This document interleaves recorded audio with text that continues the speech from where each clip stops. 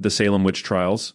The Salem Witch Trials, which took place in 1692 to 1693 in the Massachusetts Bay Colony, are one of the most infamous episodes of mass hysteria and injustice in American history. The trials led to the execution of 20 people, most of them women, and the imprisonment of many more accused of practicing witchcraft. The trials occurred in the Puritan settlement of Salem Village, present-day Danvers, Massachusetts, a community marked by strict religious beliefs, social tensions, and fear of the devil. The Puritans believed that Satan was actively working to undermine their godly society, and they were particularly concerned about witchcraft, which they saw as a direct threat to their way of life. The trouble began in January 1692 when two young girls, Betty Parris, age 9, and Abigail Williams, age 11, the daughter and niece of Salem Village's minister Samuel Parris, began exhibiting strange behaviors. They screamed, threw fits, contorted their bodies, and claimed to be bitten and pinched by invisible forces. Soon, other young girls in the village began showing similar symptoms. Unable to explain the girls' behavior, the local doctor, William Griggs, diagnosed them as being afflicted by the evil hand, suggesting that they were victims of witchcraft. The girls were pressured to name those who were causing their afflictions. In February 1692, they accused 3 women, Tituba, an enslaved woman of Caribbean origin in the Parris household, Sarah Good, a homeless beggar, and Sarah Osborne, an elderly, impoverished woman who had not attended church regularly. The accusations quickly spiraled out of control. Under duress, Tituba confessed to practicing witchcraft and claimed that other women in the community were also involved. Her confession, along with those of the other accused, fueled the hysteria. The village became engulfed in fear as more people, including upstanding members of the community, were accused. The girls who made the accusations became central figures in the trials, as their testimonies were often taken as irrefutable evidence of witchcraft. The legal proceedings were conducted by a special court of oyer and terminer, established by the governor of Massachusetts, William Phips. The court relied heavily on spectral evidence, which was the testimony of the afflicted who claimed to see the specter, or spirit, of the accused committing witchcraft. This type of evidence was controversial, as it was impossible to verify and was based entirely on the subjective experiences of the accusers. Throughout 1692, the court tried numerous people, with the first major execution occurring in June. Bridget Bishop was the first person to be hanged after being convicted of witchcraft. Over the course of the trials, 19 people were hanged, and one man, Giles Corey, was pressed to death with heavy stones for refusing to enter a plea. Several others died in jail awaiting trial. By the fall of 1692, public opinion began to turn against the trials. Prominent figures, including Increase Mather, a respected minister, argued against the use of spectral evidence and questioned the legitimacy of the trials. Governor Phips, influenced by these arguments and concerned about the growing dissent, eventually intervened. In October 1692, he disbanded the court of oyer and terminer and replaced it with a new court that did not allow spectral evidence. This change led to the rapid acquittal of many remaining suspects.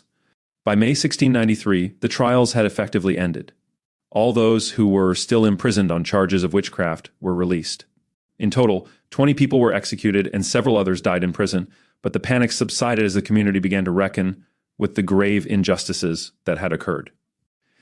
In the years following the trials, the colony began to recognize the severe miscarriage of justice that had taken place.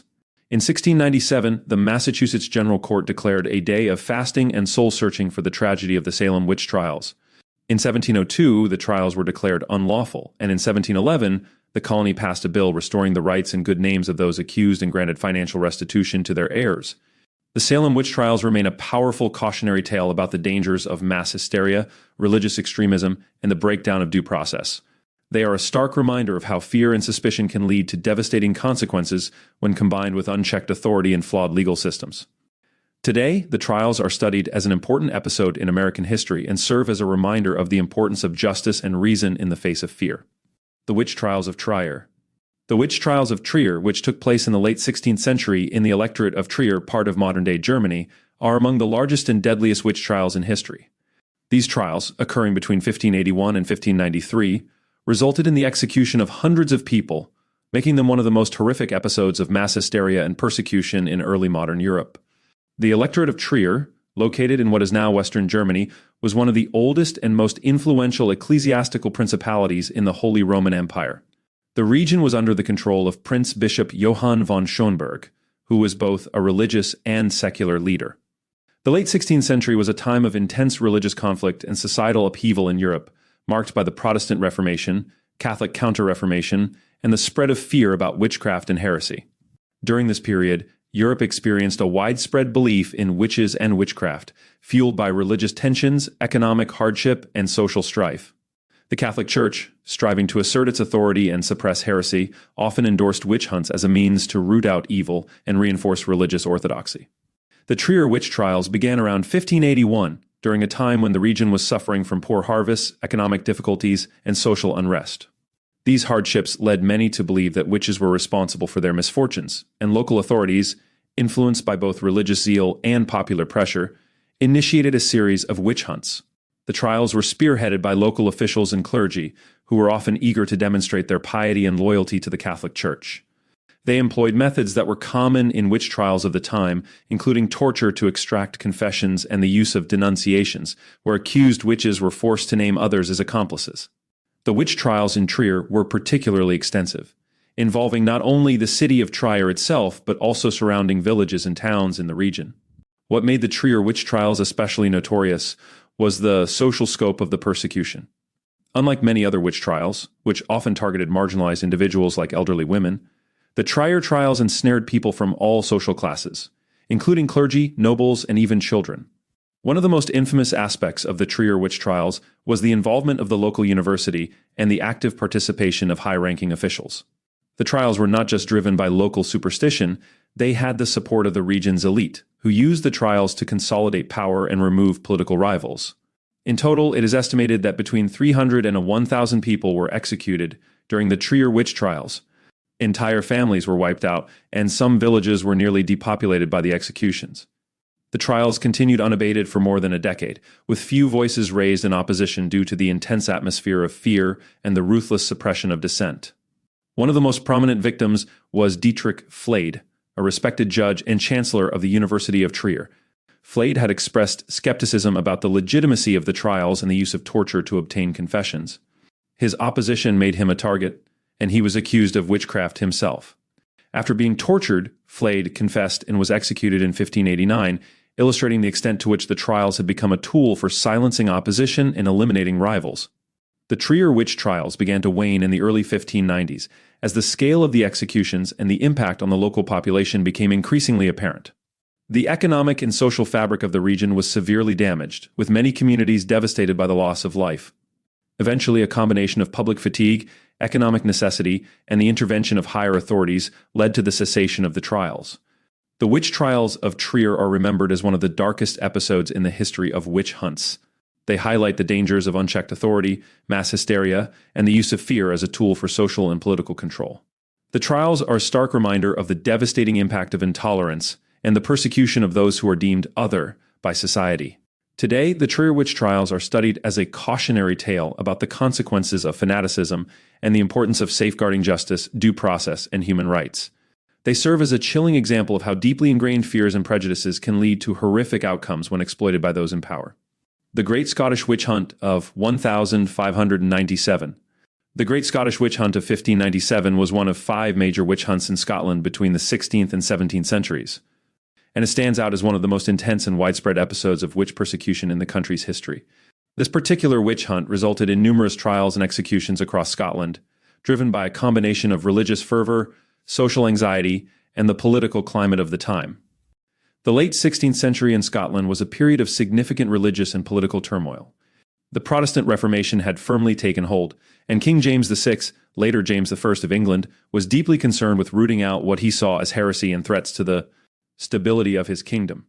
Witchcraft was perceived as not only a religious crime, but also as a form of treason against the crown and society. King James VI had a personal interest in witchcraft, and was heavily influenced by his own encounters with alleged witches during the North Berwick witch trials of 1590–1591. He believed that witches were in league with the devil and that they were actively working to harm him and his reign. His fear and obsession with witchcraft were further fueled by his own writings, including his treatise Daemonology, published in 1597, which endorsed the persecution of witches. The Great Scottish Witch Hunt of 1597 began in early 1597 and spread quickly across various regions of Scotland. Unlike the earlier North Berwick trials, which were concentrated in one area, the 1597 hunt was more diffuse, with witch trials taking place in towns and villages throughout the country. The hunt was characterized by local initiatives, often driven by community leaders, ministers, and magistrates who were eager to demonstrate their piety and protect their communities from perceived threats. The trials often began with accusations from neighbors or community members, typically against individuals who were already marginalized, such as elderly women, healers, or those with unusual behavior. One of the most infamous trials during the 1597 hunt took place in Aberdeen, where a large number of people were accused of witchcraft. The trials in Aberdeen were particularly brutal, with the accused subjected to torture to extract confessions. Those who confessed, often under duress, were executed, usually by strangulation followed by burning at the stake. In some cases, the hunt also targeted those who were believed to have caused harm through curses or maleficium, harmful magic.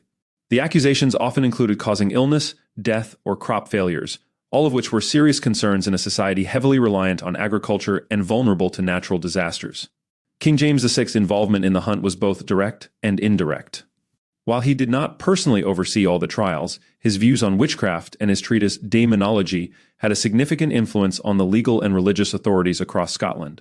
His endorsement of witch hunts gave local officials the backing they needed to pursue accusations aggressively.